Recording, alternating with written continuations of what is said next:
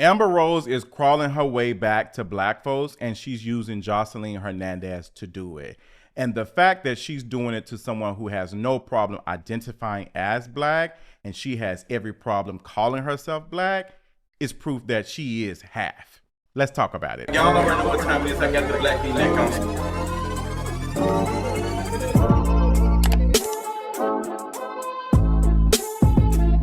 So what is going on, you all? Amber Rose is on her white woman stuff. Like, she is doing full-fledged white woman. She got her bob. She got an invisible bob going on right now, and I'm not buying it. I am not buying it at all. Amber Rose has been showing us who she was and who she is, and I did not need to watch this interview with Shannon Sharpe to recognize that. And I think Shannon Sharpe, him doing an interview with Amber Rose after all of the things, shows us how desperate he is for attention and for sustaining this show. He is about to turn into another Vlad TV, if we're being honest. Amber Rose should not have been sitting next to any black publications after that stunt she pulled with Donald Trump.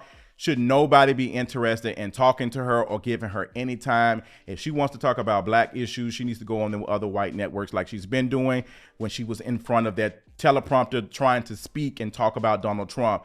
You are a sellout, and I'm glad that Joseline Hernandez called you out. The Puerto Rican princess called you out and called you to task. I don't care if she lost or whatever. I don't care what happened with that.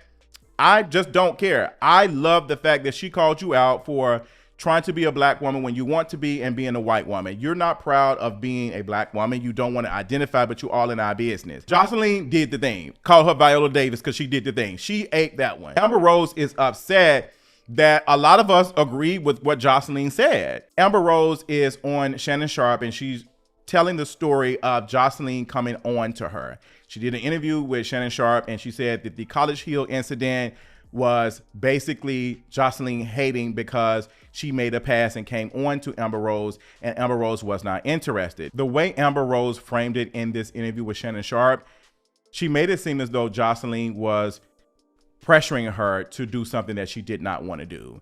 And that language was very particular, and it's dangerous because it could paint, and it has started to paint Joseline as someone who is a quote unquote deviant. I could use better words, but YouTube. And she even framed it and put it with her stance on feminism, saying that, oh, I realize that women are just as worse as men and they be doing effed up stuff too. So I'm not a feminist anymore. And Amber Rose, I'm gonna be completely honest, you never gave feminist. You never gave that. I feel like with people like Amber Rose who try to build social capital off of these ideas and these thoughts are harmful to our community, because you all will come in and check in and use these things to promote this agenda for yourself. The way you turned so quick and said that women are doing the same thing as men, if you are thinking that means you never were a feminist to begin with.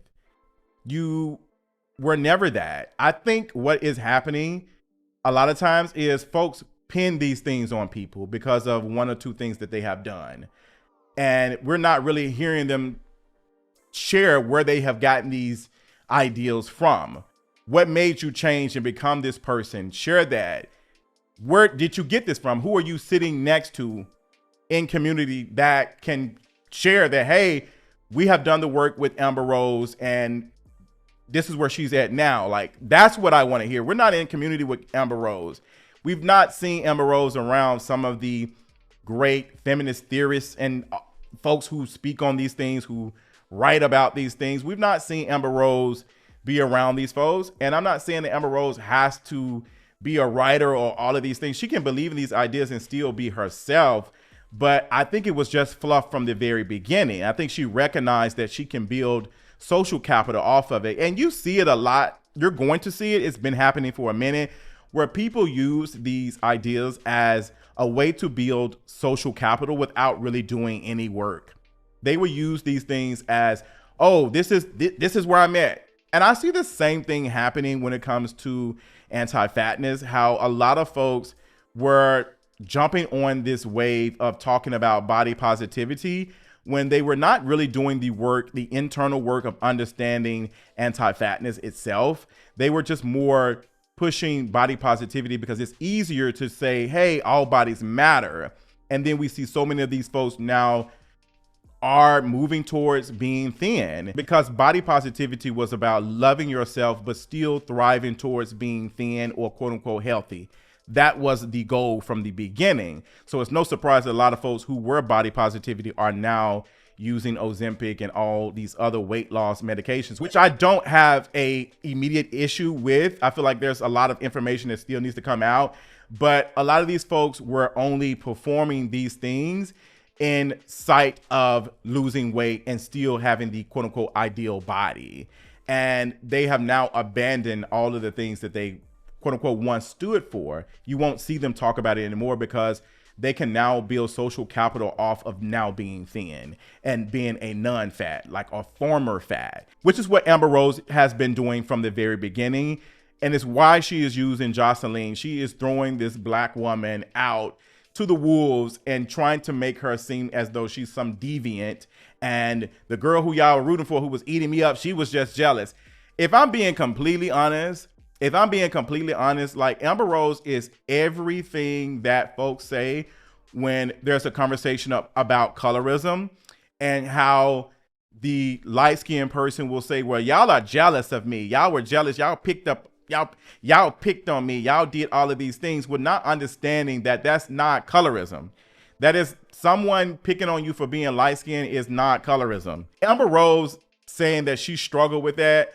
I have seen this story so many times. We've seen this story so many times of the light skin or the light bright struggling with. We've seen this story so many times. Like, girl, there's been so many movies, so many TV shows where the half black, half white person is struggling with their identity and not feeling chosen or in a community. It's like, girl, save it. You want to be where you want to be at.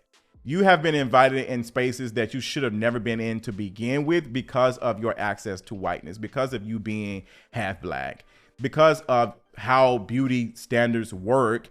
You have always been invited to places that you should have never been in to begin with. So this is why you're able to be a Republican and speak at this convention, that you have access to that in the same way that a Candace Owens, who is been tap dancing for the longest, doesn't have the same access. Given all of the things that Candace Owens has said and done, she's not getting the same access that you are getting. Like, you're getting more access in that moment. And you're getting access to be interviewed by Shannon Sharpe, a black man with a big, large black audience. So what are you talking about? Like, you were in a relationship with the biggest artist of our generation, Kanye West, who is now doing all the things that he's doing right now. So what are you talking about? What have you experienced systematically to show us that you have experienced some, like, girl, come on, Amber Rose, be serious right now. And I'm not taking the bait. I'm not taking the bait that Joseline did that. I'm not taking it. Joseline is a lot of things. And I have no problem calling it out when it comes to Joseline Hernandez. But I don't trust Amber Rose. I do not trust her, and she should have never sat next to Shannon Sharpe to begin with. Some of you all need to stop allowing folks to come into our community, and you all wanting a moment so bad that you're willing to sacrifice everything to get this short amount of fame, and it's disgusting. Shannon Sharpe should have never interviewed Amber Rose. And to watch folks say, well, that's Shannon Sharpe's job, he's supposed to do this. No, it's not his job. It's not his job. This is not a quote unquote job. He doesn't work for CNN. He doesn't work for Fox News. This is not a job. He is a business. He runs all of this. This is his show. He could easily say, hey, I'm not, because there's some folks that Shannon Sharpe ain't finna interview. So save that. Save that. There's some people who have asked me to interview them or to share something. No.